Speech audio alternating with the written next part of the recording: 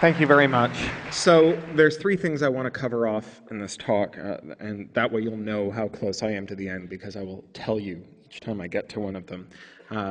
So starting with the first, anytime someone puts a lock on something that belongs to you and doesn't give you a key, that lock is not there for your benefit.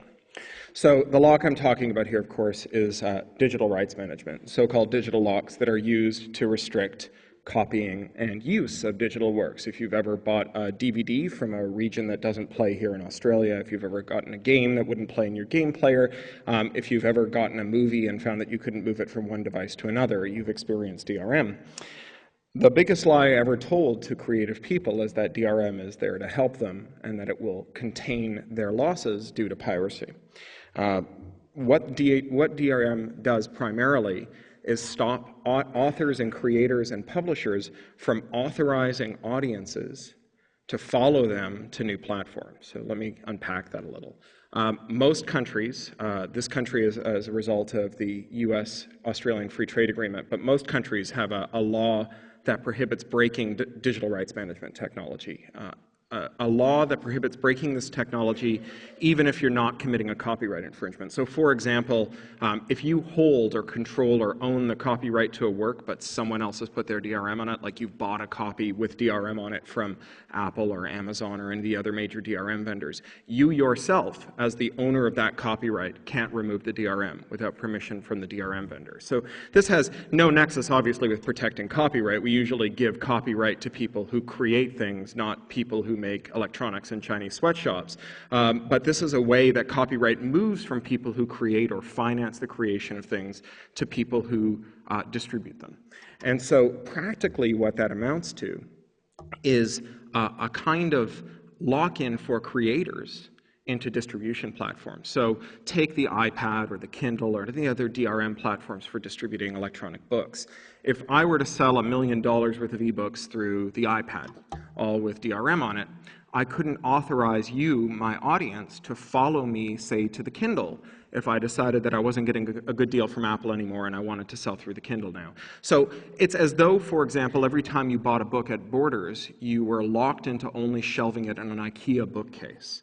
And if you wanted to go and sell your books through the local independent seller down the road, or if you wanted to sell your books through someone who'd give you a better deal, you could only do so if you were willing to bet that your audience would throw away all the books that they'd bought previously and buy new copies to shelve on their new bookcases, or that would maintain separate parallel libraries that, where their books would be shelved either on one case or another, depending on whose DRM was on it.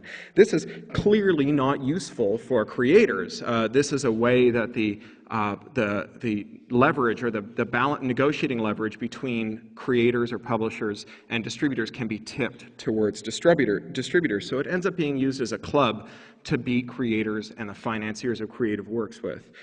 So, for example, take the iPad, or the iPhone, where the likelihood of any one app author getting rich is very small. Obviously, you know, one of the things they like to tout when they tout the success of the platform, the iPad and the iPhone, is that there are thousands and hundreds of thousands and maybe even millions at this point of apps. And then they go on to tell you that there's millions of apps sold. But when you divide the second number by the first, you come out with, on average, most app authors making a very small amount of money. So while a certain number have gotten very rich, a very small number, they're a very small number, and the majority of people who create for that platform don't make much money at all on it.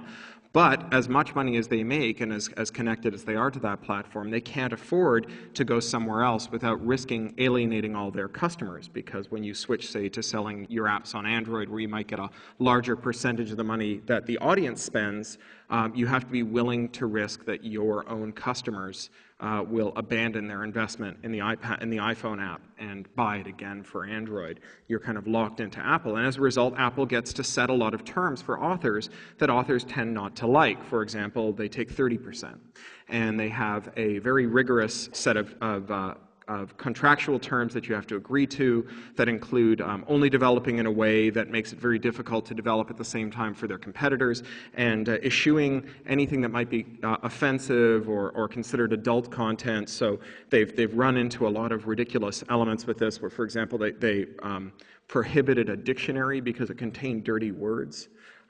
They prohibited the Pulitzer Prize-winning editorial cartoons of Mark Fiore because they disparaged public figures. And they prohibited a comic book adaptation of James Joyce's Ulysses because it had comic book penises in it. And in each of these cases, they changed their mind because they were subject to a lot of public ridicule. But this is not usually how we run an open platform for speech, that you can say anything you want, provided people are offended enough when you're censored that they'll take up your cause and make the company that censored you feel stupid. Normally, the default for a kind of free speech environment is that you just get to say stuff. And while no publisher is obliged to carry your works, usually there's a multiplicity of publishers you can shop your works to. There's not a monopoly on publication or a bottleneck on publication into any one platform or store. So the reason that DRM is a really bad deal for artists and for financiers of art is not just that it locks us into these platforms, but also that it locks us into these platforms without delivering what it's supposed to deliver. What we're supposed to get out of the DRM bargain is that if we allow our works to be locked up by distributors, in exchange they'll make sure that our works aren't copied. As a technical matter, this has been a complete failure. It's never really worked.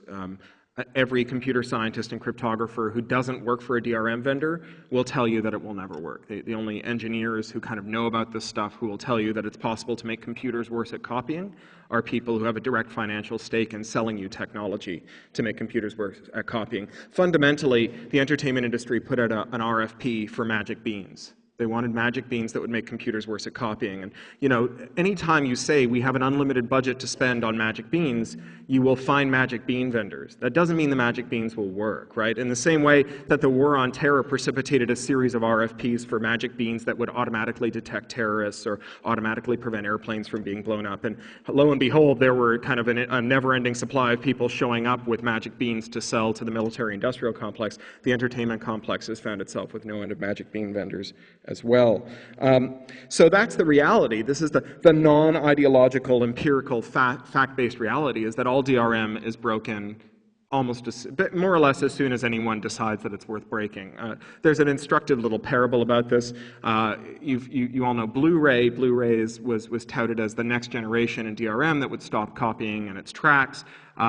There was a guy, oh no, sorry, I beg your pardon, I'm starting at the wrong end of the story. DVD HD was the competitor of Blu-ray, and it was also a next-generation DRM technology. It was going to stop copying in its tracks. And there was a guy named Muselec64 who hung on a message board. He was a hacker so ferocious he named himself after a breakfast cereal. And he bought a DVD HD disc, and it wouldn't play on his computer because his computer was either running the wrong operating system or was from the wrong region. It was one or the other. These are the two that usually trip these DRMs up. And so he decided that he would break it. And he reasoned that if the DVD was being decrypted by a computer, that the key to decrypt it must be somewhere in that computer's memory. So he found a computer that would work with the DVD. He started running the DVD.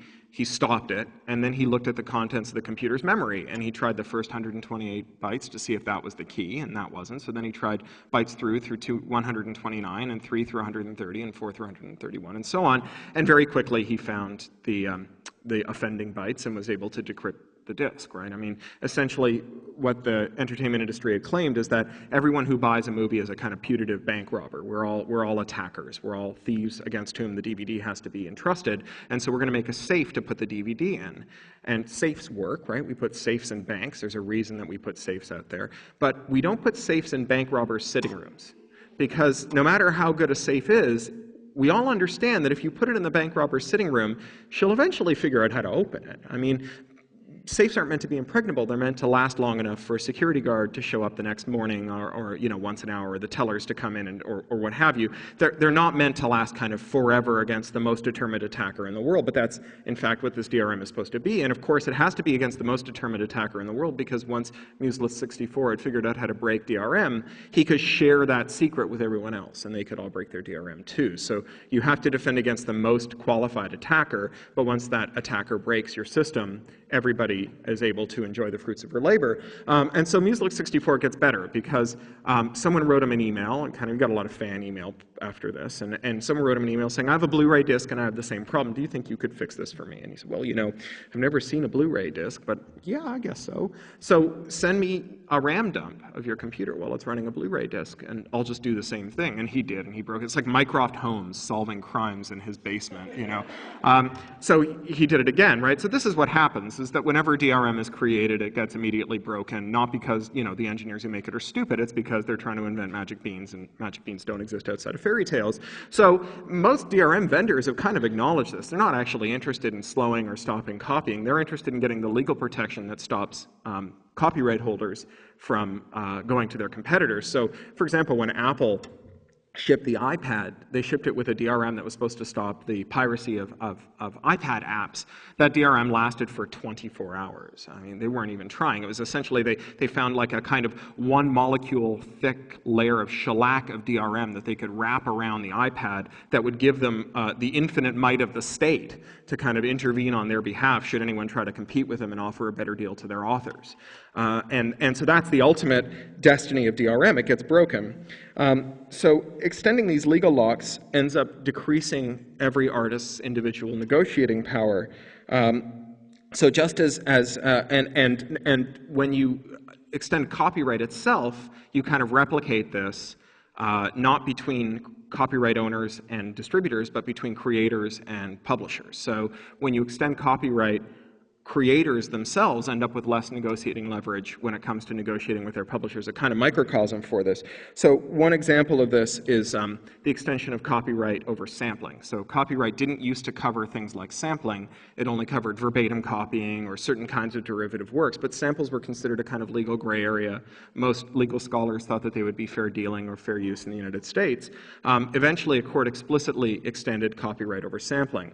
Well, sampling and its analogs, the things that preceded digital sampling, have always been a part of creation. I mean, there's a reason they call Brahms's first Beethoven's 10th, right? Artists have been quoting each other for as long as it's been possible to quote musically. I mean, listen to the great jazz solos, Charlie Parker and so on. If they had to get a license every time they wanted to quote a snatch of music, music as we know it wouldn't exist. And so this has always been integral to the production of music, all the way down to rock and roll. I mean, you know, Sgt. Pepper's, Pet Sounds, the great concept albums are all built around this kind of reference sampling, clipping out, remaking, because that's kind of how we make music. It's part of our music ecosystem. But in the name of protecting artists, what we did was we created this exclusive right to control samples.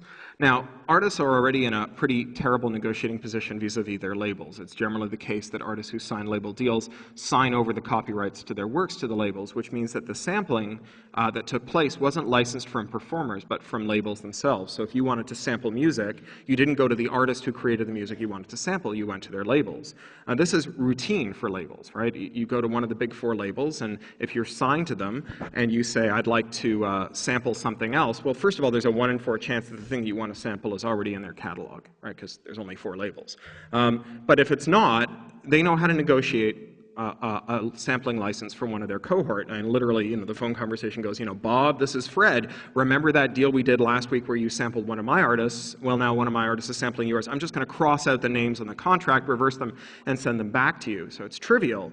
But if you're not in the label system, it's fundamentally, it's either very difficult or impossible. I mean, it's impossible for a lot of indie artists. It's certainly impossible for artists who are kind of casual artists. You know, if you're in your garage and you're 14 years old and you want to make a sample in order to produce music that you're going to put on YouTube as a soundtrack to a video you're going to make, and you're not going to make any money on it, there's literally no one at Warner Records who will take your call and offer you a license for this music. But even if you're someone who's of some note and you want to go to them and get a license, they can refuse you, obviously, or they can just make it vastly more difficult. And in practice, that's what they do. They make it vastly more difficult than it is otherwise. And so when then you add to this expansion of the scope of copyright an expansion in the term of copyright, which is monotonically increased, the copyright in sound recordings just keeps getting longer and longer and longer, what you end up with is a situation where practically every sound that you might want to sample, virtually everything that was recorded in your life and in the life of your parents and even your grandparents,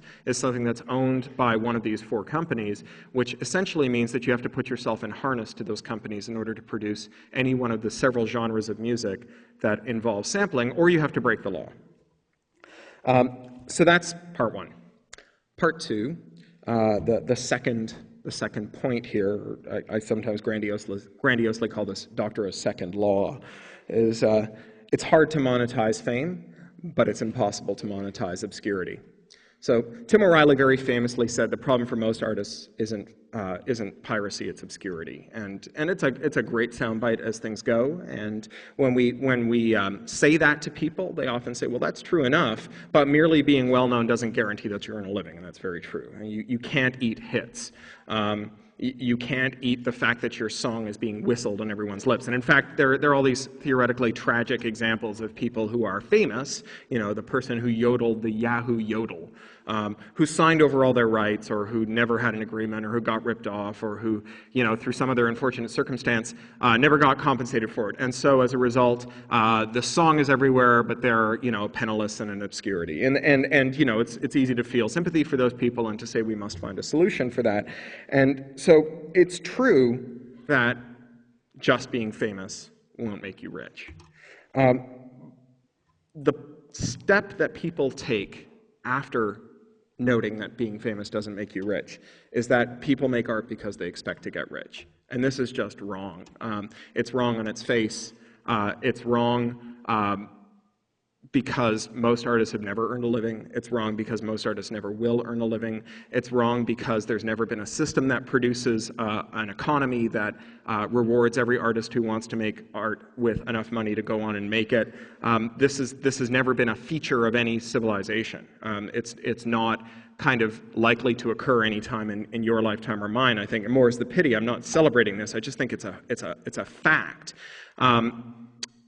So art is not really an economically rational activity in that model of economic rationalism that you see the Friedmanites talk about when they say no one will make art if there isn't money at the other end of the project of making art. I think about science fiction when I think about this. So science fiction had its heyday in short fiction in the 30s and 40s, the pulp heyday, when the magazines were paying half a cent to 2 cents a word. If you sent a manuscript off on Monday, you might get it accepted on Wednesday. This is when the American Post worked incredibly fast. It worked sort of at the speed of email today. You'd send a manuscript off on Monday, you get accepted on Wednesday, you get a check that would pay your rent for the month on Friday. Today, science fiction magazines pay 2 to 6 cents a word, so, you know, kind of in 1930 adjusted pennies, it's like a fraction of a cent per word. They take about 8 months to respond, sometimes a year, and when they pay you, it's usually about 5 months after they've bought the story, sometimes longer, because they often they buy more than they can publish because they love fiction. They don't want to not buy it, but they're usually bought up sometimes a year, sometimes 2 years in advance. So you might wait 2 years and then you'll get paid. So you'd think if people were only writing in order to get rich, that the number of people writing short fiction would have dropped off dramatically and no one would be sending manuscripts to these people. The last time I asked an editor at one of the major New York magazines how many stories she was getting a month, she said, well, about 1,000.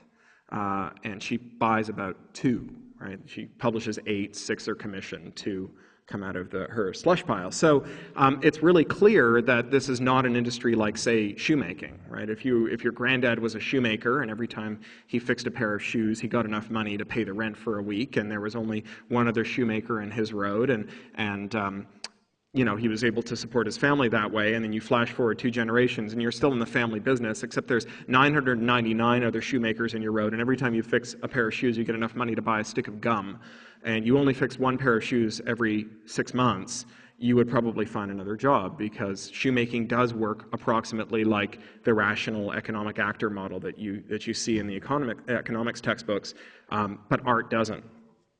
So the problem with artists who pursue art in order to make a living isn't that they're prostituting themselves to commerce. The problem, given the rough economics of art, if the reason you're doing art is because you hope to get rich, is that you're selling yourself really cheaply. You're not a prostitute, you're a very, very cheap prostitute. Approximately speaking, anyone who can write and sell a short story to, say, Asimov's magazine could also get a job at an advertising agency, and instead of earning 6 cents a word, you could earn, say, $100,000 a year with benefits and a retirement plan. If the reason you're there is for art, or for money rather, you're really in the wrong trade. So the poor rates for short fiction and poetry and novels and handmade jewelry and oil paintings done by street painters and so on, these have almost nothing to do with copyright. I mean, I heard a poet speak at a European Union copyright event a couple of years ago, bemoaning the terrible state of poets' lives, and this is clearly true. I mean, nobody makes any money writing poetry, more or less, and she was talking about how hard it was for her to get by writing poetry, and I completely sympathized with her, and she said, and that's why we need to defend copyright. And that's where I broke with her, because, I could give you 1,000,000 years of copyright and your own special copyright pike with which you were allowed to disembowel people who copied your poetry without paying for it, and it wouldn't make more people pay money for poetry. Right? This is not why people aren't paying money for poetry. This is not why poets are suffering. It has no nexus at all with copyright. So it's true that if there was no copyright at all, you might get fewer people making art. I freely admit that. But adding more copyright doesn't necessarily mean that more people will make art. In fact, sometimes it just gets in the way. If you really want to make life better for artists, the first step to take isn't to increase the term of copyright. It's to improve their leverage with their publishers and reduce their overheads, because where there is an artist making money, generally speaking, they're making money through an intermediary, and then they're spending money to make money. And the best ways you can help an artist who's making money to make more money is to give them more power over the people who pay them and to make them spend less in order to get paid. So these are actually amount to the same thing. We think of publishers, and I speak of publishers in the broadest sense here, including record labels and film distributors, film production companies, and so on. We think of publishers as printers, as reproducers, as people who do the technical job of physically producing copies of media and packing it in boxes and getting it to the place where people buy it. But that's a very narrow view of what publishing amounts to. Publishing is really the job of making a work public. That is to say, identifying a work, identifying an audience for that work, and taking whatever steps are necessary to prepare the work so that the audience will find it salutary and then introduce the audience to the work. And sometimes money changes hands and sometimes it doesn't. But that's really what publishing comes down to. So when there's elements of that stuff that artists can do for themselves, right? Obviously, some of the preparation of the work takes place behind the artist's keyboard or in the artist's studio, and the rest of it takes place in the publisher's offices.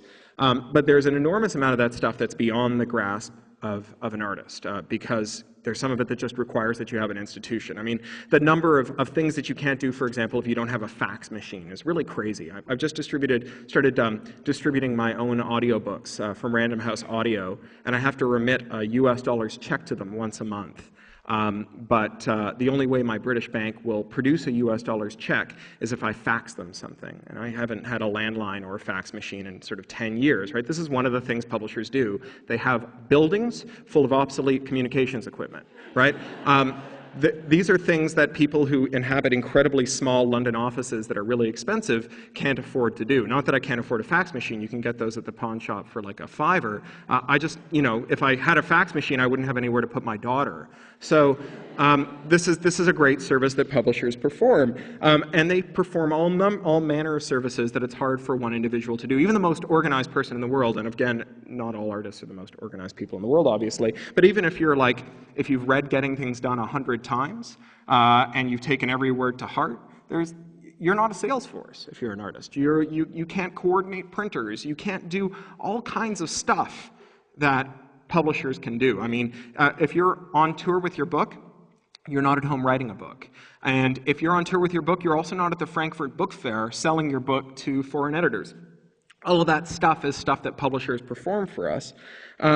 And so it amounts to a kind of combination of organization with specialist knowledge and skill to produce stuff that adds value to the artist, and this is why it's a good partnership when it works. So here's an example of something that publishers can do that artists can't do for themselves that works great.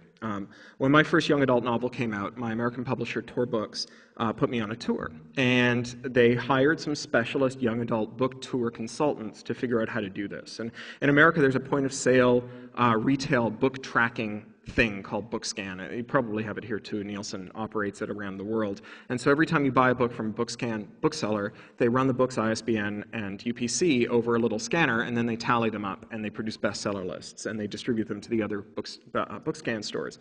So it turns out that there's a way to game this, right? You can go to American cities with large suburbs filled with enormous high schools that have relationships with local BookSense booksellers, and you can go do assemblies of 400 or 500 students at a time and sell 20 to 50 copies to each assembly, and you do like 3 of those a day for 2 weeks, and you sold so many BookSense sales in a concentrated period that you end up on the BookSense bestseller list, and then every bookstore in America orders 5 copies of your book and places them face out, because when you've got 5 copies, you don't spine them, you face them, and that prompts more sales, and then if you're lucky, you get on the New York Times bestseller list. This works approximately like clockwork, right? And this is good, specialized knowledge that I, as a individual author, have no means to tap into. It's a genuine service my publisher performed for me, and as a result, we both ended up richer, and my books ended up in more hands, and this is great stuff.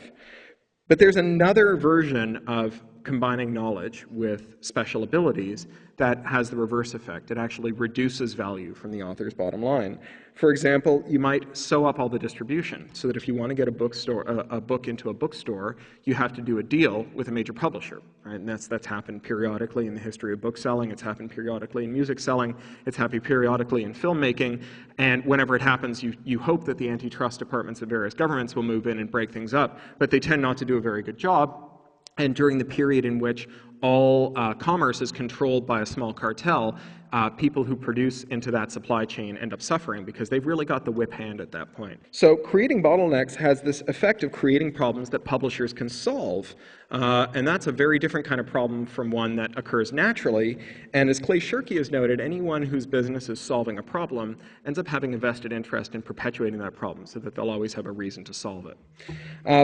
So it follows that the more an artist can do for herself, the less she'll need her publisher for, and the better position she'll be in when she goes to negotiate, and the more of her earnings she'll get to put in her pocket at the end of the day. And the corollary is also true.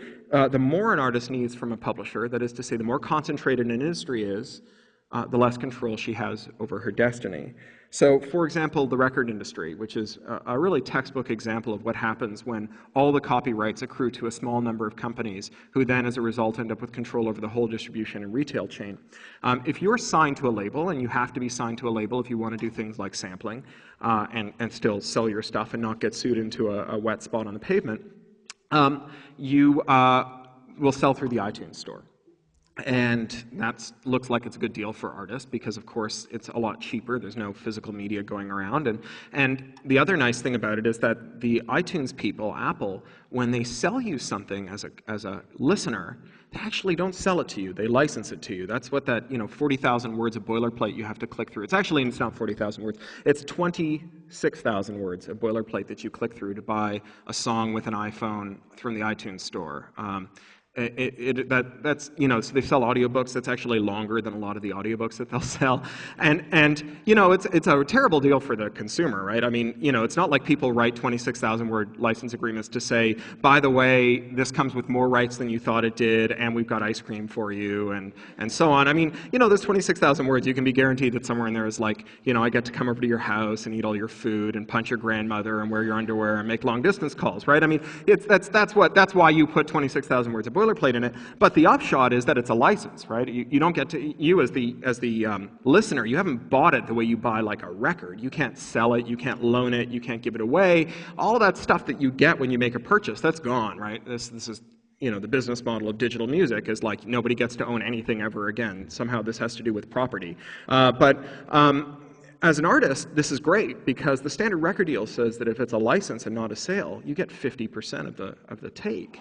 If it's a sale, you get 7% royalty. So you'd think that in a 99-cent iTunes, is it 99 cents in Australia? Is it $1.29, $1.29? $1.69. You think you get $1.69 divided by 2 is 84.5 cents. You think you get 84.5 cents every time you sold a track. But you don't. You get 1/7. You get 7%. And so, which is about 1/7 of 50%. So the other 6/7 of the money that you have going to you goes into your artist, into your label's pocket. And if you don't like it, you can go pound sand, because who else are you going to license catalog from to sample? You've already signed over all your existing copyrights to them. You're kind of stuffed, right? That's the deal that you get. And then, kind of to add insult to injury, the standard label also deducts a certain percentage from your iTunes royalties for breakage, which is a line item on the standard royalty sheet for all those records that were broken on the way to the record store. And this apparently accounts for all the bits that are broken on the way from the iTunes store to the customer. So this is kind of a dreadful thing, and it gets repeated through all the other industries as well, where you have a lot of strong copyright and a lot of copyright lawyers. So, for example, anyone who wants to make a movie that's distributed through the studio system and into the standard movie cinema chains has to go through the insurers that the record industry, or that the movie industry has kind of grown up in tandem with, and they insure you against lawsuits for copyright infringement. And what they do when they insure your film is they go through it to make sure that you haven't done anything that might arise in a lawsuit. Not anything that might arise in a lawsuit that they would lose, just anything that they might get sued for at all. So practically speaking, that means that if there's someone wearing a t-shirt with a logo on it, if there's any kind of copyrighted work kind of hanging around in the background, you have to get a license for it. When I taught at the University of Southern California, I had a student whose summer job was essentially opening checks for the Men in Black franchise. Anytime you shot a movie where there was like a Men in Black comic on the TV, on the TV table, you had to send them a check. Not because copyright law says that you have to license that, but because the insurers who work with the studios said that you have to do this. And the studios know this, and they all their people know how to deal with it, and they have lawyers who do these clearances all the time, and it's cumbersome, but they're impedance matched to cumbersome, right? They have created a problem that they know how to solve, and it works for them. It's just for everybody else who's not kind of well-versed in this esoteric, extra legal set of conventions who gets really beaten down by it. So when you use copyright to turn creativity into an obstacle course, you end up giving power to institutions whose job it is to remove obstacles. It's really only by using policy to remove obstacles to creativity that you end up giving power to creators. So for example, and this is where we get back to the idea that it's hard to monetize fame, but it's impossible to monetize obscurity.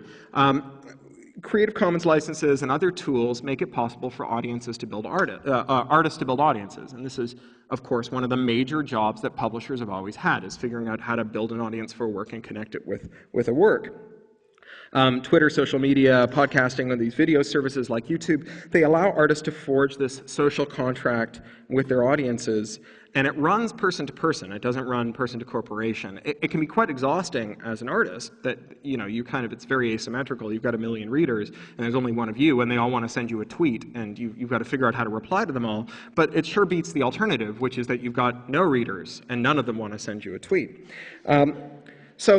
This amounts to a social contract, and it's different from an economic contract. In an economic contract, you only get what you pay for, if you're lucky, and vice versa. You only get delivered what you've paid for, too.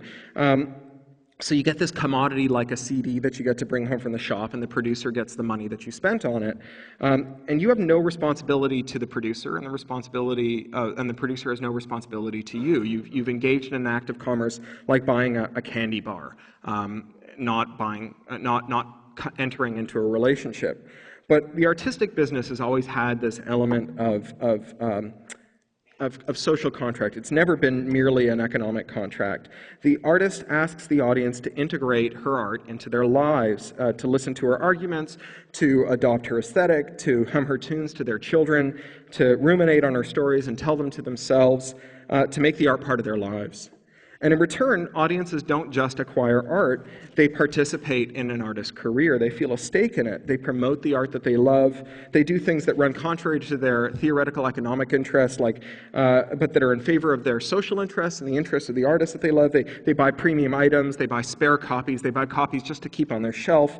They come out to see authors at festivals. I mean, they do all of this stuff that isn't necessarily in their economic interest. So they treat the artist material as though it were infused with the artist, with the artist herself or himself. So this is how you get people selling these super limited editions that are like their own manuscripts and so on for great sums of money, which has become a real piece of how artists do business now. It's why signed copies matter.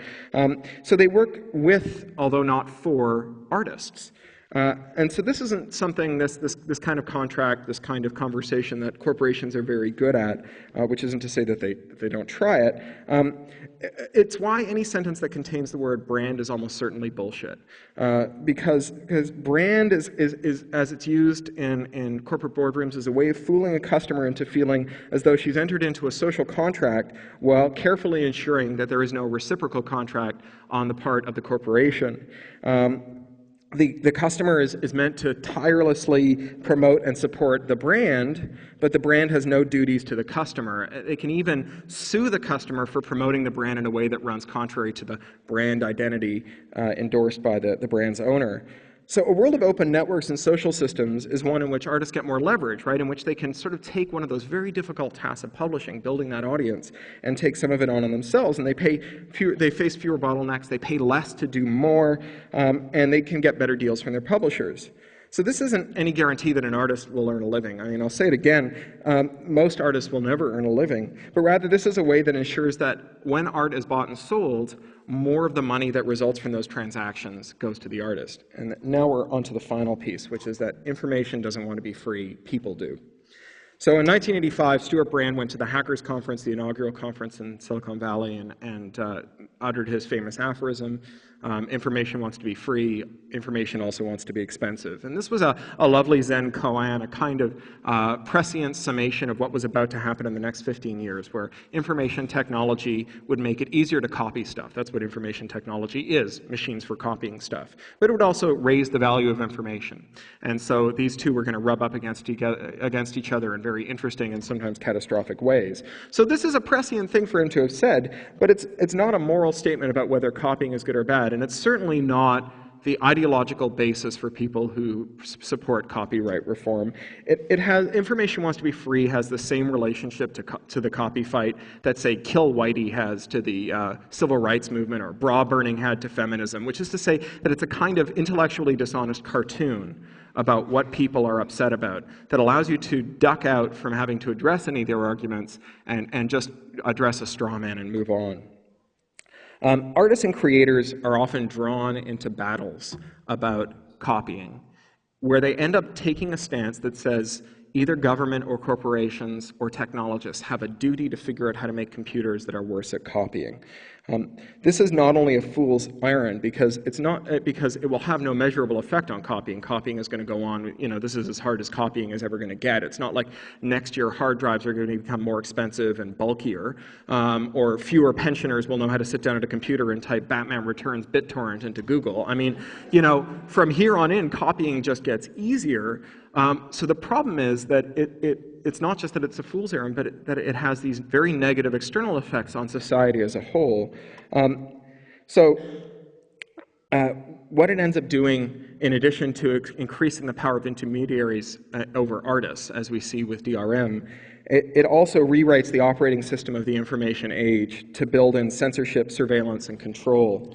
So, for example, we're creating these national firewalls. Now, mostly we create these national firewalls, as you're doing in Australia, with a putative end of ending child pornography. Although, you know, all the people who make the firewall say that it won't work for that. We still end up spending money for them. But, you know, there is Chekhov's first law of narrative, which is that once you put a gun on the mantelpiece in Act 1, someone's going to use it by Act 3. So once you build a national firewall, everyone who's got something on the internet they'd prefer their fellow citizens not see, starts showing up in the halls of government and saying we should add this to the firewall and this and this and this. And so in the UK we now have this proposal to add sites that trade in copyright infringement to the national firewall. The same proposal is being floated in the US, and it's come forward in Ireland, in Scandinavia, and so on.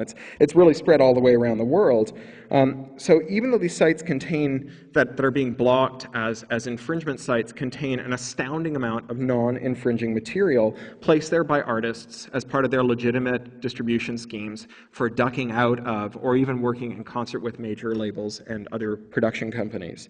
So there's a lie that's told with statistics whenever we talk about sites like the Pirate Bay or even YouTube, where we start talking about how almost everything on this site infringes, or there are millions and millions and millions of infringing works on this site, and that's why we need to shut it down. And on their face, they sound reasonable, but they leave out something vital, which is the number of files on these services to begin with. When you have a service that has hundreds of millions, or even in some cases billions of files, if only 1% of those files don't infringe copyright, that's a library bigger than any library on earth today.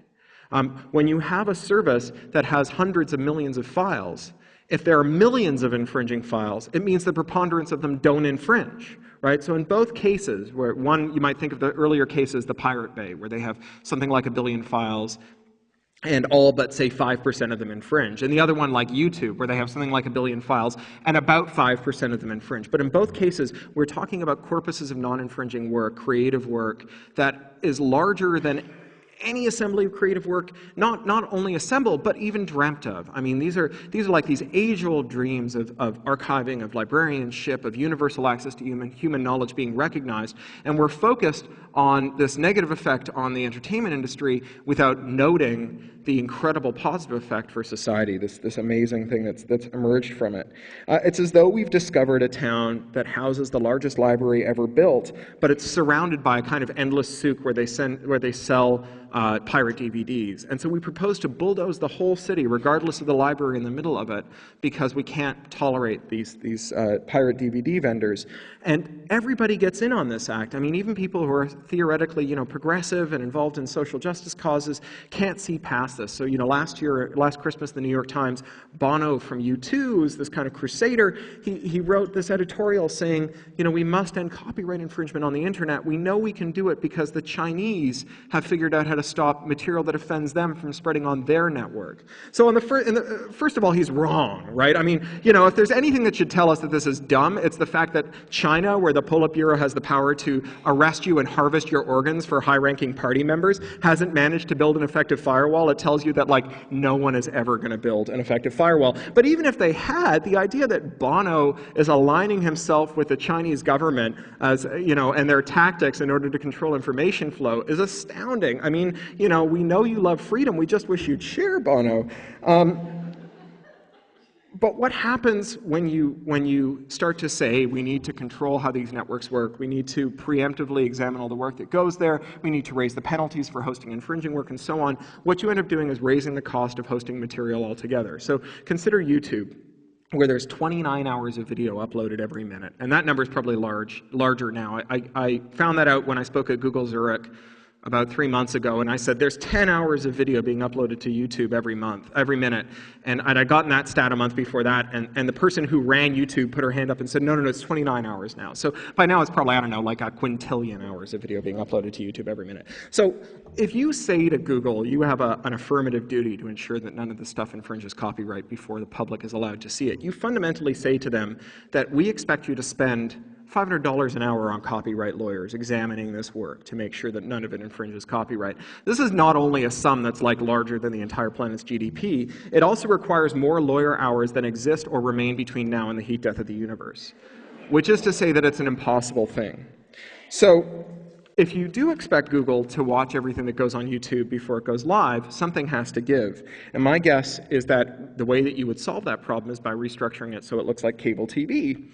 On cable TV, you only get a channel or material on a channel if a lawyer looks at it all, and as a result, there's not a whole lot of channels on cable. I mean, some places in the world have a whopping 500 channels of cable, which we used to think of as an unbelievable amount of video to be available to us. Imagine if the internet only had 500 websites on it. It's amazing how poor that vision seems in hindsight. So this isn't just bad for indie artists. these user-generated content sites, and of course if the principle applies to YouTube for its video, there's no reason it shouldn't apply to Blogger for its blog posts and Twitter for its tweets, and every other place where people can infringe copyright by making information available to other people.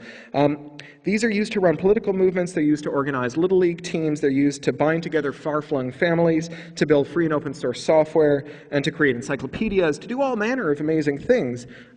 Once you impose this duty to police what gets posted on user-generated content sites, you make it impossible for these uses to rise to the bar of a cable television operator. After all, there's not a lot of grassroots political campaigns or immigrant families or Little League teams that have ever managed to get their own cable TV station. But it won't, of course, stop infringement. Infringement goes on and on and on.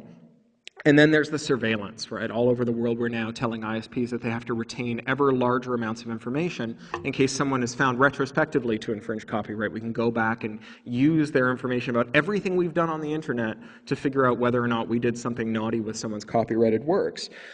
We're making it easier and easier to demand the identities of internet users in the name of stopping copyright infringers, so that people who use the internet are no longer anonymous, which has meant that people can abuse copyright law, for example, to try and find the identities of, and so the addresses of their ex-wives who've fled an abusive relationship, or of ex-employees who are blowing the whistle on them. And then, most amazingly, Viacom, in its lawsuit against YouTube, has argued that YouTube is a party to the infringements of its users because they allow you to set some videos as private. And so once a video has been set as private and only visible to your friends, Viacom can't figure out whether or not you're infringing their copyrights. So, you know, I upload videos of my daughter in the bathtub. She's 2.5. I'm not one of those crazy people who thinks that there's a pedophile under every bed, but I kind of feel like she should decide on her own when she comes into the majority whether or not she wants naked videos of her bath time on the internet. So I use YouTube to share video with my family because it's hard to email a 45 megabit file attachment, but I don't want the whole world seeing it. And so Viacom says that you and I and everyone else should be shut off from having that privacy option available, just in case we're using it not to share pictures of our toddlers in the tub, but rather, you know, I don't know, old Mork and Mindy episodes. And of course, digital rights management technology not only has all this ridiculous stuff that putatively stops you from doing stuff that you should legitimately be able to do, like moving it to a new platform, it also has a lot of spyware in it. It's frequently the case with DRM that we see that it's being used to watch what you do, record it, and often secretly smuggle it up to some mothership that's trying to do behavioral marketing and analysis of how you use the media. And then worst of all, there's this 3 strikes proposal, which was adopted and then struck down in New Zealand and is now up for debate there again. Has passed into UK laws and French laws, being proposed as part of something called ACTA, which is an international treaty that Australia participates in. And the way that 3 strikes laws work is if you're accused of 3 acts of copyright infringement, usually without proof or with only a very lightweight standard of proof before something that looks like a traffic court instead of a full-blown court, they cut off your internet access. It's very hard to cut off one person's internet access. Most of us share a household to get our internet access. So once you cut off one person's internet access, you collectively punish their whole families. This is not a principle that we think of as being in the justice systems of enlightened countries. And the penalty here is so far from the crime. I mean, fundamentally, you're being accused of nicking some entertainment content. It's the entertainment industry often says it's no worse than stealing a DVD. But if you steal a DVD from a shop, you get a small fine, or if you've done it hundreds of times, maybe you get some community service. We don't come to your house and say, well, we're going to cut you off from all the services that deliver freedom of speech, freedom of assembly, freedom of the press, access to tools, communities, and ideas, access to education and civic engagement, you know, political campaigns, and all of that stuff, just because we think you've been shoplifting DVDs. I think most of us would go, well, that's crazy. All he did was shoplift some DVDs. So this is why people who fight for copyright reform care about copyright, not because information wants to be free, not because we're cheap and we want DVDs for free, but because in the name of preventing piracy, we are attacking fundamentals like the right to assemble, the right to free speech, the right to operate a free press, and the right to organize and work together with our neighbors. Information doesn't want to be free, people do. So artists need to transcend the self-serving, terrified crap that's been fed to us by the copyright industries and recognize that the collateral damage from this doomed fight to reduce copying is the free society that we all cherish. And there's organizations you can work with that will help you do that. In Australia, there's Electronic Frontiers Australia. Worldwide, there's the Electronic Frontier Foundation. There's the Creative Commons Organization, and many others that work for a balanced copyright regime that respects all the civil liberties that are part of a free society and also tries to ensure that artists can go on earning their livings as well. So thank you.